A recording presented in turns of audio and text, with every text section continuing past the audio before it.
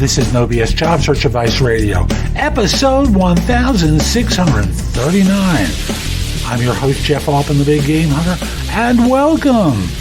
You know, it's taken a lot longer to get those show numbers out than it used to back when the days where it was episode number 82 or 118.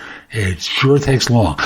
Let me get off that and just simply say, today's show is for those of you who are contractors and you're in a situation where suddenly you discover your assignment is ending and the important people in the organization don't know who you are in order to ever consider evaluating you. Hope you find this helpful and give it a great review. Hope you never wind up in this situation, but if you do, this is one that's for you. So with that, let's get going. Someone reached out to me with a question. He's a consultant who's coming off an assignment and he made a mistake. He was so focused on doing his job well, he didn't really connect with the CEO of the firm, and thus he's concerned that once the assignment is done, he will be out the door. Wonders what he should do. I think I offer advice for him that is very helpful for consultants and for other people. Because the truth is, whether you're a consultant or a full-time employee, people have to know about what you do in order to protect yourself if things get tough in the economy. So I hope you enjoyed today's show, and if you do, please give it 5 stars in iTunes or Stitcher or whatever service you listen to. And, of course, connect with me on LinkedIn. The address is linkedin.com/IN/The Big Game Hunter. And with that, let's get rolling. Okay, I've got a fun question today. Let me read it to you. I work for a blue chip company and my employment contract is expiring. The CEO has never heard of me. Should I stop by their office and ask if I can help, and how? You know, I must in all candor say that as a consultant, you've committed the cardinal mistake, the most basic mistake a consultant can make. And that is, once you're on assignment, making sure that the people in charge know who you are and want you to remain there because they see the value in your work. And this applies to people in full-time jobs as well. You see, at the end of the day, if a tree falls in the woods and no one hears it, why should they care? Well, you've done nothing up until this point to make sure that the real decision maker cares. Now, it could also be that this person isn't going to be involved in the decision for you to remain, but the way you present it, it gives me the idea that they will.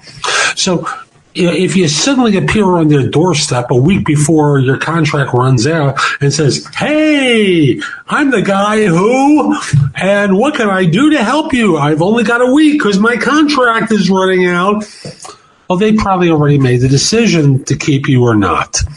But remember, this shouldn't happen at the time of renewal. This should be going on all along. You want to stick your face in front of people who are involved with you being retained. You want to be doing great work for these people. It's kind of like in executive support. When they interview people for roles where they're going to be supporting the C-suite and then secondarily some staff, they ask a person how to prioritize. And the correct answer is, if they're in the C-suite, they go first. Doesn't matter what anyone else thinks, they always get first service. Why? If you got to ask the question, you're an idiot. So I'll simply say the same thing has to apply to you in your career, whether you're a consultant or on staff. At the end of the day, the real decision makers, not your immediate boss usually, but the ones a couple of levels up from them, have to know your name, know what you're capable of, know what your successes are. You've got to market yourself internally and externally. You have to develop relationships where you as an individual are thought of highly and you're not thought of as being a pain in the rear. So it's probably too late to do anything, but learn your lesson.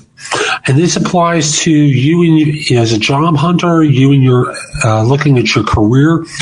Everything you do has to create an impression that you are someone that they want to keep, because there's going to be another recession. Like, for the questioner, their recession starts to occur as soon as their contract runs out. For you people with full-time jobs and feeling superior, well, there's another recession that's going to come up. And do you want to be on the list, or do you want to avoid the list? Your boss may not be able to save you because they are too far down the food chain in order to really advocate hard for you. You have to work your way up and make sure that those in positions of authority know your value.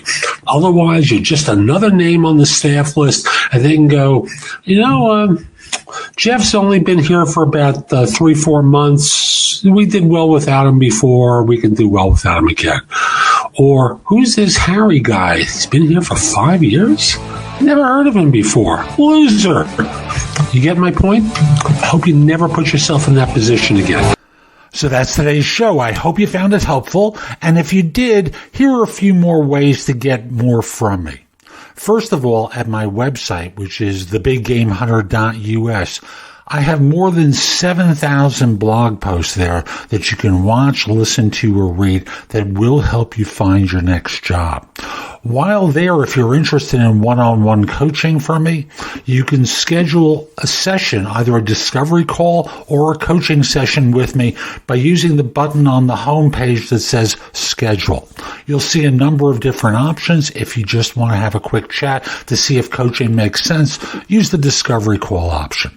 If you want the best of my advice with an emphasis on interviewing, go to jobsearchcoachinghq.com, where I've curated information with a focus on interviewing. If you decide to take a lifetime membership at the site, basically what I do is I give you the money back in the form of 1 hour of coaching with me that you can use as 2 30-minute sessions. Thus, the site becomes free. You can also hire me for a resume or LinkedIn profile critique, trusted advisor services, help with a salary negotiation, and much, much more at my website. Like you, I don't work for free. I do charge for what I do. You can also take my classes on Skillshare and become a premium member using the link in the show notes and receive 2 months for free instead of just the one that the site offers. Skillshare offers thousands and thousands of courses, not just simply mine, but on a host of different subjects that can help you in many different ways.